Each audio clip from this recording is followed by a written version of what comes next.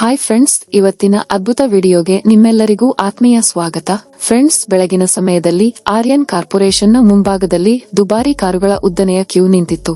ಕಾರಿನ ಬಾಗಿಲು ತೆರೆದು ಹೊರಬರುತ್ತಿದ್ದವರೆಲ್ಲ ಸೂಟ್ಗಳು, ಟೈಗಳು ಮತ್ತು ಹೊಳೆಯುವ ಬೂಟುಗಳನ್ನು ಧರಿಸಿದ್ದರು. ಅದೇ ಗುಂಪಿನಲ್ಲಿ ಒಬ್ಬ ಸುಂದರ ಯುವತಿ ಶಾಂತವಾಗಿ ಹೆಜ್ಜೆ ಹಾಕುತ್ತಾ ಆಫೀಸ್ನ ಮುಖ್ಯ ಗೇಟ್ ಕಡೆಗೆ ನಡೆಯುತ್ತಿದ್ದಳು. ಅವಳ ಹೆಗಲ ಮೇಲೆ ಒಂದು ಹಳೆಯ ಬ್ಯಾಗ್ ಇತ್ತು. ಬಟ್ಟೆಗಳಲ್ಲಿ ಸ್ವಲ್ಪ ಸುಕ್ಕುಗಳು ಇದ್ದವು ಮತ್ತು ಅವಳ ಬೂಟುಗಳು ತುಂಬಾ ಹಳೆಯದಾಗಿದ್ದು ಅವಳನ್ನು ನೋಡಿದರೆ ಆಕೆ ಬಹಳ ದೂರದಿಂದ ನಡೆದುಕೊಂಡು ಬಂದಿದ್ದಾಳೆ ಎನಿಸುತ್ತಿತ್ತು. ಅವಳ ಹೆಸರು ಆರುಷಿ. ಯಾರು ಅವಳನ್ನು ತಿರುಗಿ ನೋಡಲು ಸಹ ಪ್ರಯತ್ನಿಸಲಿಲ್ಲ, ಏಕೆಂದರೆ ಎಲ್ಲಾ ದೃಷ್ಟಿಯಲ್ಲಿ ಅವಳು ಒಬ್ಬ ಸಾಮಾನ್ಯ ಉದ್ಯೋಗಿ. ಆದರೆ ನಿಜವಾಗಿಯೂ ಆರುಷಿ ಸಾಮಾನ್ಯ ಹುಡುಗಿಯಾಗಿರಲಿಲ್ಲ. ಅವಳು ಆ ಕಂಪನಿಯ ನಿಜವಾದ ಉತ್ತರಾಧಿಕಾರಿ ಮತ್ತು ಭವಿಷ್ಯದ ಮಾಲೀಕಳು. ದೆಹಲಿಯಲ್ಲಿ ತನ್ನ ಶಿಕ್ಷಣವನ್ನು ಪೂರ್ಣಗೊಳಿಸಿದ ನಂತರ ಅವಳು ಇತ್ತೀಚೆಗೆ ಐಪಿಎಸ್ ಅಧಿಕಾರಿಯಾಗಿ ಮರಳಿದ್ದಳು ಮತ್ತು ತನ್ನ ತಂದೆ ಪ್ರಕಾಶ್ ಆರ್ಯನ್ ಅವರ ಮಾತಿನಂತೆ ಕಂಪನಿಯನ್ನು ಅವಲೋಕಿಸಲು ಬಂದಿದ್ದಳು. ಅದಕ್ಕಾಗಿಯೇ ಅವಳು ತನ್ನ ಗುರುತನ್ನು ಮರೆಮಾಡಲು ನಿರ್ಧರಿಸಿದಳು. ಕಂಪನಿಯ ನಿಜವಾದ ವ್ಯವಸ್ಥೆಯನ್ನು ನೋಡಬೇಕಾದರೆ ಮೊದಲು ತನ್ನ ತಂಡ ಹೇಗಿದೆ ಎಂದು ತಿಳಿದುಕೊಳ್ಳುವುದು ಮುಖ್ಯ ಎಂದು ಅವಳಿಗೆ ಅನ್ನಿಸಿತು. ಯಾರು ಪ್ರಾಮಾಣಿಕರು, ಯಾರು ಚಮಚಗಿರಿ ಮಾಡುವವರು ಮತ್ತು ಯಾರು ತಮ್ಮ ಸ್ಥಾನದ ಅಹಂಕಾರದಲ್ಲಿ ಮಾನವೀಯತೆಯನ್ನು ಮರೆತಿದ್ದಾರೆ ಎಂದು ತಿಳಿಯಲು ಬಯಸಿದಳು. ಈ ಕಾರಣಕ್ಕಾಗಿ ಅವಳು ಒಬ್ಬ ಹೌಸ್ ಕೀಪಿಂಗ್ ವೇಷವನ್ನು ಧರಿಸಿದಳು. ಕೈಯಲ್ಲಿ ಪೊರಕೆ ಹಿಡಿದು ಸೊಂಟವನ್ನು ಬಾಗಿಸಿ ಆಫೀಸ್ ಒಳಗೆ ಪ್ರವೇಶಿಸಿದಳು. ಗೇಟ್ ದಾಟುತ್ತಿದ್ದಂತೆ ಅವಳಿಗೆ ವೇಗದ ಹೆಜ್ಜೆಗಳ ಶಬ್ದ ಕೇಳಿಸಿತು. ಒಬ್ಬ ಮಹಿಳೆ ಹೈ ಹೀಲ್ಸ್ ಧರಿಸಿ ಅವಳ ಕಡೆಗೆ ಬರುತ್ತಿದ್ದಳು. ಅವಳ ಹೆಸರು ಕಾಜಲ್. ಅವಳು ಕಂಪನಿಯ ಅಸಿಸ್ಟೆಂಟ್ ಮ್ಯಾನೇಜರ್. ತುಂಬಾ ಕಠಿಣವಾದವಳು, ಅಧಿಕಾರ ಚಲಾಯಿಸುವವಳು ಮತ್ತು ತನ್ನ ಕೆಳಗಿನ ನೌಕರರ ಮೇಲೆ ದರ್ಪ ತೋರಲು ಹೆಸರುವಾಸಿಯಾಗಿದ್ದಳು. ಆರುಷಿಯನ್ನು ನೋಡುತ್ತಿದ್ದಂತೆ ಕಾಜಲ್ನ ಕಣ್ಣುಗಳು ದೊಡ್ಡವಾದವು. ಅವಳು ಅವಳನ್ನು ತಲೆಯಿಂದ ಪಾದದವರೆಗೆ ಒಂದು ಬಾರಿ ನೋಡಿದಳು. ಆಗ ಕಠಿಣ ಸ್ವರದಲ್ಲಿ ಹೇಳಿದಳು, ನೀನು ಇಲ್ಲಿ ಏಕೆ ನಿಂತಿದ್ದೀಯೆ? ಕೂಡಲೇ ಎಲ್ಲವನ್ನೂ ಕ್ಲೀನ್ ಮಾಡು. ಇದು ನೀನು ನಿಲ್ಲುವ ಸ್ಥಳವಲ್ಲ ಎಂದು ಗದರಿದಳು. ಆರುಷಿ ತಲೆಬಾಗಿಸಿದಳು. ಒಂದು ಕ್ಷಣ ಅವಳ ಹೃದಯದಲ್ಲಿ ಒಂದು ಸಣ್ಣ ನೋವು ಉಂಟಾಯಿತು. ಆದರೆ ಅವಳು ತನ್ನ ಮುಖದಲ್ಲಿ ಶಾಂತತೆಯನ್ನು ಉಳಿಸಿಕೊಂಡಳು. ಅವಳು ಮೌನವಾಗಿ ಪೊರಕೆ ತೆಗೆದುಕೊಂಡು ಒಂದು ಮೂಲೆಗೆ ಹೋದಳು. ಈ ಅವಮಾನವನ್ನು ಸಹಿಸಿಕೊಳ್ಳುವುದು ಅವಳಿಗೆ ಸುಲಭವಾಗಿರಲಿಲ್ಲ. ಆದರೆ ಅವಳ ನಿಜವಾದ ಗುರಿ ಬೇರೆ ಇದೆ ಎಂದು ಅವಳಿಗೆ ತಿಳಿದಿತ್ತು. ಇದು ಕೇವಲ ಆಟವಲ್ಲ, ಒಂದು ದೊಡ್ಡ ಪರೀಕ್ಷೆ. ಇದರಲ್ಲಿ ಯಶಸ್ವಿಯಾಗುವುದು ಅವಳಿಗೆ ಬಹಳ ಮುಖ್ಯವಾಗಿತ್ತು. ಹೋಗುವ ಮೊದಲು ಕಾಜಲ್ ವ್ಯಂಗ್ಯವಾಗಿ ಹೇಳಿದಳು, ನೋಡು, ಹಳೆಯ ಕೆಲಸದವರಂತೆ ಸೋಮಾರಿತನ ತೋರಿಸಬೇಡ, ಇಲ್ಲದಿದ್ದರೆ ಇಲ್ಲಿ ಹೆಚ್ಚು ದಿನ ಇರಲು ಸಾಧ್ಯವಿಲ್ಲ. ಅವಳ ಮಾತು ಕೇಳಿ ಸುತ್ತ ನಿಂತಿದ್ದ ಕೆಲವು ಉದ್ಯೋಗಿಗಳು ಸ್ವಲ್ಪ ನಕ್ಕರು. ಆರುಷಿ ಪೊರಕೆಯಿಂದ ನೆಲದ ಮೇಲೆ ಒಂದು ಅಡ್ಡಗೆರೆಯನ್ನು ಎಳೆದು ಮನಸ್ಸಿನಲ್ಲಿ ಅಂದುಕೊಂಡಳು, ನಾನು ಎಲ್ಲವನ್ನೂ ನೋಡುತ್ತೇನೆ, ಎಲ್ಲವನ್ನೂ ಸಹಿಸಿಕೊಳ್ಳುತ್ತೇನೆ, ಆದರೆ ಸಮಯ ಬಂದಾಗ ಸತ್ಯವನ್ನು ಎಲ್ಲರ ಮುಂದೆ ಇಡುತ್ತೇನೆ. ಊಟದ ಕೋಣೆಯಲ್ಲಿ ವಾತಾವರಣವು ಪ್ರತಿದಿನದಂತೆ ಗದ್ದಲದಿಂದ ಕೂಡಿತ್ತು. ಆರುಷಿ ಮೌನವಾಗಿ ಪೊರಕೆ ಹಿಡಿದು ಒಂದು ಮೂಲೆಯಲ್ಲಿ ಸ್ವಚ್ಛಗೊಳಿಸುವುದರಲ್ಲಿ ನಿರತಲಾಗಿದ್ದಳು. ಅವಳ ಕಣ್ಣುಗಳು ನೆಲದ ಕಡೆಗೆ ಇದ್ದವು, ಆದರೆ ಕಿವಿಗಳು ಎಲ್ಲವನ್ನೂ ಕೇಳುತ್ತಿದ್ದವು. ಅಕಸ್ಮಾತ್ತಾಗಿ ಒಬ್ಬ ಮಹಿಳೆ ಜೋರಾಗಿ ನಕ್ಕು ಸನ್ನೆ ಮಾಡಿ ಹೇಳಿದಳು, ಅರೆ ನೋಡು, ಈ ಹೊಸ ಕೆಲಸಗಾರ್ತಿ ಅಪ್ಪಟ ಹಳ್ಳಿಯವಳಂತೆ ಕಾಣುತ್ತಾಳೆ. ತನ್ನ ಜೀವನದಲ್ಲಿ ಮೊದಲ ಬಾರಿಗೆ ದೊಡ್ಡ ಆಫೀಸ್ಗೆ ಬಂದಂತೆ ಇದೆ. ಅವರೊಂದಿಗೆ ಕುಳಿತಿದ್ದ ಇನ್ನೊಬ್ಬ ಉದ್ಯೋಗಿ ಇನ್ನಷ್ಟು ಅವಮಾನಿಸುತ್ತಾ ಹೇಳಿದಳು, ನಾಳೆ ಮತ್ತೆ ನಮ್ಮೊಂದಿಗೆ ಕ್ಯಾಂಟೀನ್ನಲ್ಲಿ ಊಟಕ್ಕೆ ಕೂರದಿದ್ದರೆ ಅಷ್ಟೇ ಸಾಕು. ಈ ಮಾತಿಗೆ ಎಲ್ಲರ ನಗು ಒಂದೇ ಸಲ ಮೊಳಗಿತು. ಆ ವಾತಾವರಣದಲ್ಲಿ ಆರುಷಿಗೆ ದ್ವೇಷ ಮತ್ತು ಅಹಂಕಾರದ ವಾಸನೆ ಹರಡಿತು. ಆದರೆ ಆರುಷಿಯ ತುಟಿಗಳ ಮೇಲೆ ಒಂದು ಸಣ್ಣ ಮೌನವಾದ ನಗು ಇತ್ತು. ಅವಳು ಮನಸ್ಸಿನಲ್ಲಿ ಎಲ್ಲರ ಮುಖಗಳನ್ನು ಗುರುತಿಸಿಕೊಳ್ಳುತ್ತಿದ್ದಳು. ಇಂತಹ ಕ್ಷಣಗಳೇ ನಿಜವಾದ ಪರೀಕ್ಷೆಗಳು. ಇಲ್ಲಿಯೇ ಮನುಷ್ಯನ ಸ್ವಭಾವ ಅರ್ಥವಾಗುತ್ತದೆ ಎಂದು ಅವಳಿಗೆ ತಿಳಿದಿತ್ತು. ಅವಳು ಎಲ್ಲರ ನಿಜವಾದ ರೂಪವನ್ನು ಮನಸ್ಸಿನಲ್ಲಿ ಚಿತ್ರಿಸಿಕೊಳ್ಳುತ್ತಿದ್ದಳು. ಸ್ವಲ್ಪ ಸಮಯದ ನಂತರ ಎಲ್ಲರೂ ಆ ಕೋಣೆಯಿಂದ ಹೊರಟು ಹೋದರು. ಈಗ ಅವಳೊಳಗೆ ಎಲ್ಲೋ ಕೋಪವು ಬೆಂಕಿಯಂತೆ ಉರಿಯುತ್ತಿತ್ತು. ಆದರೆ ಅವಳು ತನ್ನ ಮನಸ್ಸನ್ನು ಶಾಂತಗೊಳಿಸಿಕೊಂಡಳು. ಅವಳು ಭಾವನಾತ್ಮಕವಾಗಿ ವರ್ತಿಸಿದರೆ ತನ್ನ ಇಡೀ ಯೋಜನೆ ವಿಫಲವಾಗುತ್ತದೆ ಎಂದು ಅವಳಿಗೆ ತಿಳಿದಿತ್ತು. ಅವಳು ತಾಳ್ಮೆ ಮತ್ತು ವಿವೇಕದಿಂದ ಮುಂದುವರಿಯಬೇಕಾಗಿತ್ತು. ಸಾಯಂಕಾಲವಾಯಿತು. ಆಫೀಸ್ ಹೊರಗೆ ಥಳಥಳನೆ ಹೊಳೆಯುವ ಒಂದು ದುಬಾರಿ ಕಾರು ಬಂದು ನಿಂತಿತು. ಆರುಷಿ ದೂರದಿಂದ ನೋಡಿದಳು. ಕಾಜಲ್ ಫೋನ್ನಲ್ಲಿ ಮಾತನಾಡುತ್ತಾ ಕಾರಿನಲ್ಲಿ ಕುಳಿತಳು. ಅವಳ ಮುಖದಲ್ಲಿ ಅಹಂಕಾರ ಮತ್ತು ನಡವಳಿಕೆಯಲ್ಲಿ ದರ್ಪ ಸ್ಪಷ್ಟವಾಗಿ ಕಾಣಿಸುತ್ತಿತ್ತು. ಫೋನ್ನಲ್ಲಿ ಅವಳು ಹೇಳಿದ ಮಾತು ಆರುಷಿಯ ಕಿವಿಗೆ ಬಿತ್ತು. ಹೌದು ಹನಿ, ಇವತ್ತು ರಾತ್ರಿ ನನ್ನನ್ನು ಯಾವುದಾದರೂ 5 ಸ್ಟಾರ್ ರೆಸ್ಟೋರೆಂಟ್ಗೆ ಕರೆದುಕೊಂಡು ಹೋಗು. ಈ ಚೀಫ್ ಕೆಫೆಗೆ ನಾನು ಬರುವುದಿಲ್ಲ.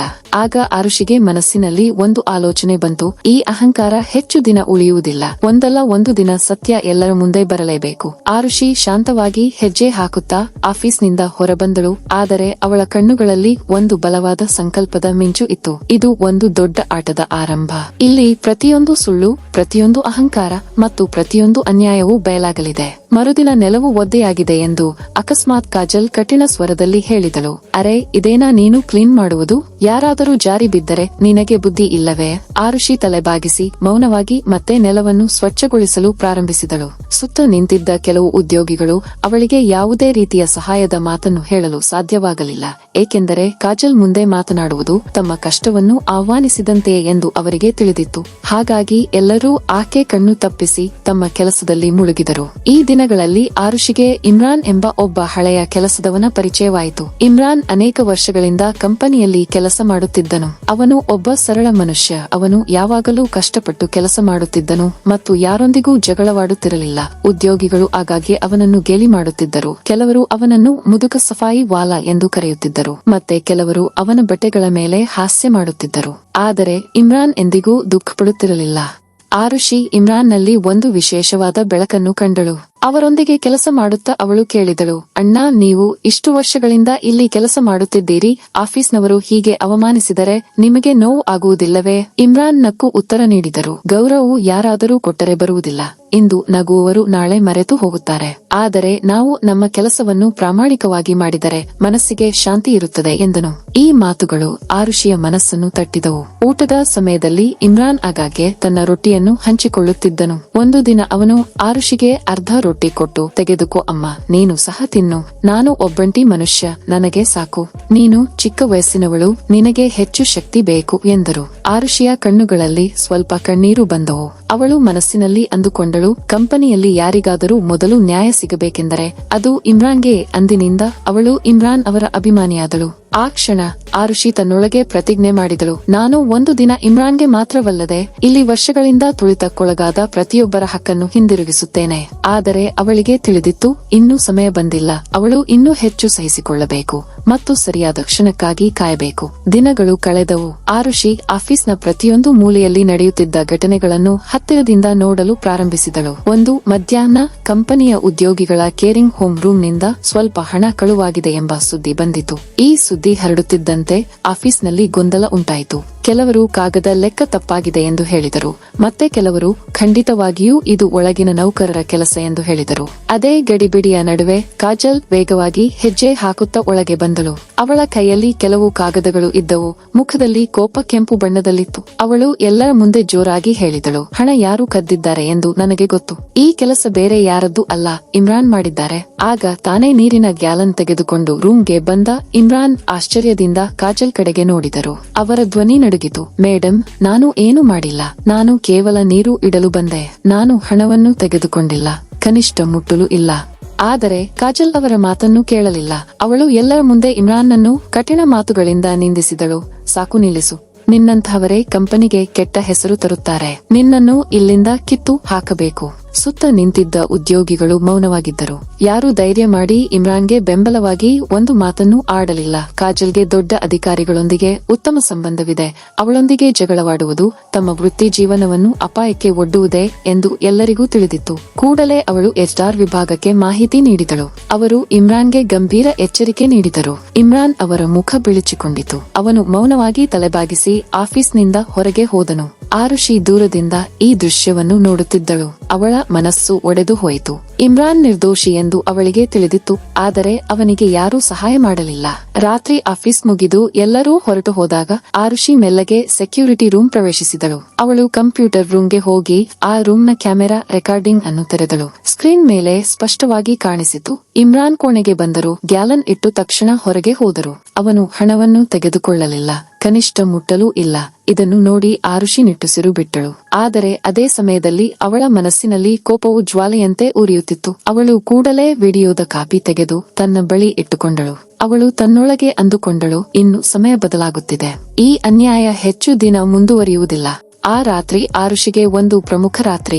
ಅವಳು ಶೀಘ್ರದಲ್ಲೇ ಈ ಸುಳ್ಳು ವ್ಯವಸ್ಥೆಯನ್ನು ಮುರಿಯಲು ನಿರ್ಧರಿಸಿದಳು. ಮರುದಿನ ಬೆಳಿಗ್ಗೆ ಆಫೀಸ್ನಲ್ಲಿ ಒಂದು ರೀತಿಯ ನಿಶ್ಶಬ್ದವಿತ್ತು. ಏನೋ ದೊಡ್ಡದು ನಡೆಯಲಿದೆ ಎಂದು ಎಲ್ಲರಿಗೂ ತಿಳಿದಿತ್ತು. ಸರಿಯಾಗಿ ಆ ಸಮಯದಲ್ಲಿ ಆಫೀಸ್ನ ಮುಖ್ಯ ಗೇಟ್ ಬಳಿ ಒಂದು ಕಪ್ಪು ದುಬಾರಿ ಕಾರು ಬಂದು ನಿಂತಿತು. ಕಾರಿನಿಂದ ಒಬ್ಬ ಸ್ಮಾರ್ಟ್ ಯುವತಿ ಹೊರಗೆ ಬಂದಳು.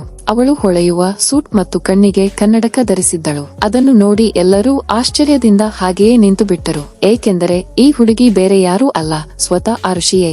ಆದರೆ ಈಗ ಅವಳು ಕೆಲಸಗಾರ್ತಿಯಾಗಿರದೆ ತನ್ನ ನಿಜವಾದ ರೂಪದಲ್ಲಿದ್ದಳು. ಆಫೀಸ್ ಗೇಟ್ ಬಳಿ ನಿಂತಿದ್ದ ಗಾರ್ಡ್ಗಳು ಮತ್ತು ಇತರೆ ಉದ್ಯೋಗಿಗಳ ಕಣ್ಣುಗಳು ದೊಡ್ಡದಾದವು. ಏಕೆಂದರೆ ನಿನ್ನೆವರೆಗೂ ಕೆಲಸಗಾರ್ತಿಯಾಗಿದ್ದ ಹುಡುಗಿ ಇಂದು ಅಕಸ್ಮಾತ್ತಾಗಿ ಈ ರೂಪದಲ್ಲಿ ಬಂದಿದ್ದಳು. ಆರುಷಿ ಶಾಂತವಾಗಿ ಒಳಗೆ ಪ್ರವೇಶಿಸಿದಳು. ಅವಳೊಂದಿಗೆ ಅವಳ ಪರ್ಸನಲ್ ಸೆಕ್ರೆಟರಿ ಸಹ ಇದ್ದರು. ಅವರು ಕೈಯಲ್ಲಿ ಒಂದು ಫೈಲ್ ಹಿಡಿದು ವೇಗವಾಗಿ ಅವಳ ಹಿಂದೆ ನಡೆಯುತ್ತಿದ್ದರು. ಅವರಿಬ್ಬರು ಮೀಟಿಂಗ್ ಹಾಲ್ ಕಡೆಗೆ ಹೋದರು. ಆ ಹಾಲ್ನಲ್ಲಿ ಕಂಪನಿಯ ಎಲ್ಲಾ ದೊಡ್ಡ ಸಭೆಗಳು ನಡೆಯುತ್ತವೆ. ಇಂದು ಅಲ್ಲಿ ಎಲ್ಲರಿಗೂ ಒಂದು ವಿಶೇಷ ಸಭೆಯನ್ನು ಏರ್ಪಡಿಸಲಾಗಿತ್ತು. ಮೀಟಿಂಗ್ ಹಾಲ್ಗೆ ಎಲ್ಲರೂ ಒಬ್ಬೊಬ್ಬರಾಗಿ ಪ್ರವೇಶಿಸಲು ಪ್ರಾರಂಭಿಸಿದರು. ಕಾಜಲ್ ಒಂದು ದೊಡ್ಡ ನಗುವಿನೊಂದಿಗೆ ಆರುಷಿಯನ್ನು ಸ್ವಾಗತಿಸಲು ಮುಂದೆ ಬಂದಳು. ಆಗಲೂ ಅವಳು ಆರುಷಿಯನ್ನು ಗುರುತಿಸಲಾಗಲಿಲ್ಲ. ಅವಳು ಬಹುಶಃ ಇವಳು ಒಬ್ಬ ದೊಡ್ಡ ಹೂಡಿಕೆದಾರಳು ಅಥವಾ ವಿದೇಶಿ ಅತಿಥಿ ಎಂದುಕೊಂಡಳು. ಕಾಜಲ್ ಹೇಳಿದಳು, ಮೇಡಂ, ನನ್ನ ಹೆಸರು ಕಾಜಲ್. ನಾನು ಈ ಕಂಪನಿಯ ಸಹಾಯಕ ವ್ಯವಸ್ಥಾಪಕಿ. ನಮ್ಮ ಕಂಪನಿಗೆ ನಿಮಗೆ ಸ್ವಾಗತ. ಆರುಷಿ ಅವಳ ಕಡೆಗೆ ನೋಡಿ ಮೆಲ್ಲಗೆ ನಕ್ಕಳು. ಆ ನಗು ಕಾಜಲ್ಗೆ ಹೊಸದಾಗಿ ಅನ್ನಿಸಿತು. ಆದರೆ ಅದರಲ್ಲಿ ಒಂದು ಮೌನ ವ್ಯಂಗ್ಯ ಇತ್ತು. ಆರುಷಿ ಶಾಂತ ಸ್ವರದಲ್ಲಿ ಹೇಳಿದಳು, ಧನ್ಯವಾದಗಳು ಕಾಜಲ್, ಆದರೆ ನೀವು ನಿಮ್ಮ ಪರಿಚಯವನ್ನು ನೀಡಬೇಕಾಗಿಲ್ಲ. ನನಗೆ ಎಲ್ಲವೂ ಗೊತ್ತು. ಕಾಜಲ್ ಆಶ್ಚರ್ಯದಿಂದ ನೋಡುತ್ತಾ ನಿಂತು ಬಿಟ್ಟಳು. ಅದೇ ಕ್ಷಣ ಆರುಷಿ ತನ್ನ ಪರ್ಸನಲ್ ಸೆಕ್ರೆಟರಿಗೆ ಸನ್ನೆ ಮಾಡಿ ಹೇಳಿದರು, ಈಗ ಮೀಟಿಂಗ್ ಶುರು ಮಾಡಿ. ಮೊದಲು ಆರುಷಿ ಒಂದು ದೊಡ್ಡ ಸ್ಕ್ರೀನ್ ಆನ್ ಮಾಡಿದಳು. ಸ್ಕ್ರೀನ್ ಮೇಲೆ ಆ ಸಿಸಿಟಿವಿ ದೃಶ್ಯಾವಳಿ ಪ್ರಾರಂಭವಾಯಿತು. ಅಲ್ಲಿ ಇಮ್ರಾನ್ ಮೇಲೆ ಕಳ್ಳತನದ ಆರೋಪ ಹೊರಿಸಲಾಗಿತ್ತು. ಎಲ್ಲರೂ ಆಶ್ಚರ್ಯದಿಂದ ನೋಡುತ್ತಿದ್ದರು. ಕಾಜಲ್ ಹೇಗೆ ಒಬ್ಬ ನಿರ್ದೋಷಿಯನ್ನು ಎಲ್ಲರ ಮುಂದೆ ಅವಮಾನಿಸಿದಳು ಎಂದು ಫುಟೇಜ್ನಲ್ಲಿ ಅದು ಸ್ಪಷ್ಟವಾಗಿ ಕಾಣಿಸಿತು. ಇಮ್ರಾನ್ ಕೇವಲ ನೀರಿನ ಗ್ಯಾಲನ್ ಇಟ್ಟು ಹೊರಟು ಹೋಗಿದ್ದರು ಮತ್ತು ಹಣವನ್ನು ತೆಗೆದುಕೊಳ್ಳಲಿಲ್ಲ. ಕನಿಷ್ಠ ಮುಟ್ಟಲೂ ಇಲ್ಲ. ವಿಡಿಯೋ ಮುಗಿದ ತಕ್ಷಣ ಹಾಲ್ನಲ್ಲಿ ನಿಶ್ಶಬ್ದ ಆವರಿಸಿತು. ಆರುಷಿ ಗಂಭೀರ ಸ್ವರದಲ್ಲಿ ಎಲ್ಲರೊಂದಿಗೆ ಹೇಳಿದಳು, ಕಳೆದ ಕೆಲವು ದಿನಗಳಿಂದ ನಾನು ಇಲ್ಲಿದ್ದೆ. ಕೇವಲ ಒಬ್ಬ ಸಾಮಾನ್ಯ ವ್ಯಕ್ತಿಯಾಗಿ ಅಲ್ಲ, ಆದರೆ ಈ ಸಂಸ್ಥೆಯ ಭವಿಷ್ಯವಾಗಿ. ನನ್ನ ಈ ಕುಟುಂಬದಲ್ಲಿ ಯಾರು ನಿಜವಾಗಿಯೂ ಪ್ರಾಮಾಣಿಕರು ಮತ್ತು ಯಾರು ಕೇವಲ ಅಧಿಕಾರದ ಹಿಂದೆ ಓಡುತ್ತಿದ್ದಾರೆ ಎಂದು ನಾನು ನೋಡಲು ಬಯಸಿದ್ದೆ. ಇಲ್ಲಿ ಕೆಲವರು ತಮ್ಮ ಅಹಂಕಾರ ಮತ್ತು ಸುಳ್ಳು ಆಡಂಬರಕ್ಕಾಗಿ ಇತರರನ್ನು ಎಷ್ಟು ಕೀಳಾಗಿ ಕಾಣಬಹುದು ಎಂದು ನಾನು ನೋಡಿದೆ. ಒಬ್ಬ ಪ್ರಾಮಾಣಿಕ ಮತ್ತು ಕಷ್ಟಪಟ್ಟು ಕೆಲಸ ಮಾಡುವ ವ್ಯಕ್ತಿಯನ್ನು ಹೇಗೆ ನಿಂದಿಸಲಾಯಿತು ಎಂದು ನೋಡಿದೆ. ಈ ಮಾತಿಗೆ ಕಾಜಲ್ನ ಮುಖ ಸಂಪೂರ್ಣವಾಗಿ ಬಿಳಿಚಿಕೊಂಡಿತು. ಅವಳು ಭಯದಿಂದ ನಡುಗುತ್ತಿದ್ದಳು. ಅವಳು ಆರುಷಿಯ ಕಡೆಗೆ ನೋಡಿ ಏನು ಮಾತನಾಡಲು ಸಾಧ್ಯವಾಗಲಿಲ್ಲ. ಆರುಷಿ ಇಮ್ರಾನ್ರನ್ನು ಕರೆದಳು. ಇಮ್ರಾನ್ ಇನ್ನೂ ಭಯಪಡುತ್ತಲೇ ಮೀಟಿಂಗ್ ಹಾಲ್ಗೆ ಪ್ರವೇಶಿಸಿದರು. ಅವರ ಹಳೆಯ ಬಟ್ಟೆಗಳು ಮತ್ತು ಕಣ್ಣುಗಳಲ್ಲಿ ಅದೇ ಹಳೆಯ ಭಯ. ಆರುಷಿ ನಗುತ್ತಾ ಅವರ ಹತ್ತಿರ ಹೋಗಿ ಹೇಳಿದಳು, ಅಣ್ಣ, ಇಂದಿನಿಂದ ನೀವು ಈ ಕಂಪನಿಯ ಲಾಜಿಸ್ಟಿಕ್ಸ್ ಕೋಆರ್ಡಿನೇಟರ್. ಇದು ನಿಮ್ಮ ಪ್ರಾಮಾಣಿಕತೆ ಮತ್ತು ಕಷ್ಟಕ್ಕೆ ಬಹುಮಾನ. ನೀವು ಪ್ರಾಮಾಣಿಕ ಮತ್ತು ಒಳ್ಳೆಯ ಮನುಷ್ಯನು. ನಾನು ನಿಮಗೆ ಗೌರವ ನೀಡುತ್ತಿದ್ದೇನೆ. ಇಮ್ರಾನ್ ಅವರ ಕಣ್ಣುಗಳಲ್ಲಿ ಕಣ್ಣೀರು ಬಂದವು. ಅವರ ಮುಖದಲ್ಲಿ ಸಂತೋಷ ಮತ್ತು ಕೃತಜ್ಞತೆಯ ಭಾವಗಳ ಮಿಶ್ರಣ ಕಾಣಿಸಿತು. ಅವನು ಆರುಷಿಗೆ ಧನ್ಯವಾದ ಹೇಳಿದರು ಮತ್ತು ಏನು ಹೇಳಲು ಆಗದೆ ಅಳಲು ಪ್ರಾರಂಭಿಸಿದನು. ಅದರ ನಂತರ ಆರುಷಿ ಎಲ್ಲರ ಕಡೆಗೆ ನೋಡಿ ಹೇಳಿದಳು, ಯಾರಲ್ಲಿ ಮಾನವೀಯತೆ ಮತ್ತು ಪ್ರಾಮಾಣಿಕತೆ ಕೊರತೆ ಇದೆಯೋ ಅವರಿಗೆ ಈ ಕಂಪನಿಯಲ್ಲಿ ಜಾಗವಿಲ್ಲ. ಪರಿಣಾಮವಾಗಿ ಕಾಜಲ್ನನ್ನು ಕಂಪನಿಯಿಂದ ತೆಗೆದುಹಾಕಲಾಯಿತು.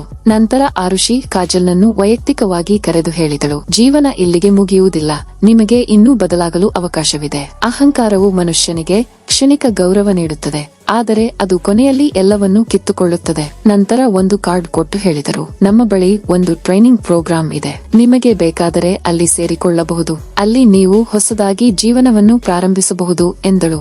ಆಗ ಕಾಜಲ್ಗೆ ತಾನು ಎಷ್ಟು ದೊಡ್ಡ ತಪ್ಪು ಮಾಡಿದ್ದೇನೆ ಎಂದು ಅರ್ಥವಾಯಿತು. ಅವಳ ಕಣ್ಣುಗಳಲ್ಲಿ ಕಣ್ಣೀರು ಬಂದವು. ಅವಳು ತಲೆಬಾಗಿಸಿ ಆರುಷಿಗೆ ಧನ್ಯವಾದ ಹೇಳಿ ಹೊರಟು ಹೋದಳು. ಫ್ರೆಂಡ್ಸ್, ಈ ಕತೆ ನಮಗೆ ಏನು ಕಲಿಸುತ್ತದೆ ಎಂದರೆ, ಪ್ರಾಮಾಣಿಕತೆ, ಮಾನವೀಯತೆ ಮತ್ತು ಒಳ್ಳೆಯ ಉದ್ದೇಶವು ಸ್ಥಾನ ಅಥವಾ ಹಣಕ್ಕಿಂತ ಹೆಚ್ಚು ಮೌಲ್ಯಯುತವಾದದ್ದು. ಅಹಂಕಾರದ ಅಂತ್ಯ ಯಾವಾಗಲೂ ಕೆಟ್ಟದಾಗಿರುತ್ತದೆ. ಸುಳ್ಳು ಮತ್ತು ಅನ್ಯಾಯ ಎಷ್ಟು ಶಕ್ತಿಶಾಲಿಯಾಗಿ ಕಂಡರೂ ಸತ್ಯ ಮತ್ತು ನ್ಯಾಯ ಮಾತ್ರ ಕೊನೆಯಲ್ಲಿ ಜಯ ಸಾಧಿಸುತ್ತವೆ. ಫ್ರೆಂಡ್ಸ್, ನೀವು ಆರುಷಿಯ ಸ್ಥಾನದಲ್ಲಿ ಇದ್ದಿದ್ದರೆ ಏನು ಮಾಡುತ್ತಿದ್ದೀರಿ? ಕಾಮೆಂಟ್ ಬಾಕ್ಸ್ನಲ್ಲಿ ನಮಗೆ ತಪ್ಪದೇ ತಿಳಿಸಿ ಮತ್ತು ಇಂತಹ ಸ್ಫೂರ್ತಿದಾಯಕ ಕಥೆಗಳನ್ನು ನೋಡಲು ನಮ್ಮ ಚಾನೆಲ್ ಅನ್ನು ಸಬ್ಸ್ಕ್ರೈಬ್ ಮಾಡಿ. ಮತ್ತೊಂದು ವಿಡಿಯೋದೊಂದಿಗೆ ಮತ್ತೆ ಸಿಗೋಣ. ಅಲ್ಲಿಯವರೆಗೆ ಜೈ ಹಿಂದ್, ಜೈ ಕರ್ನಾಟಕ.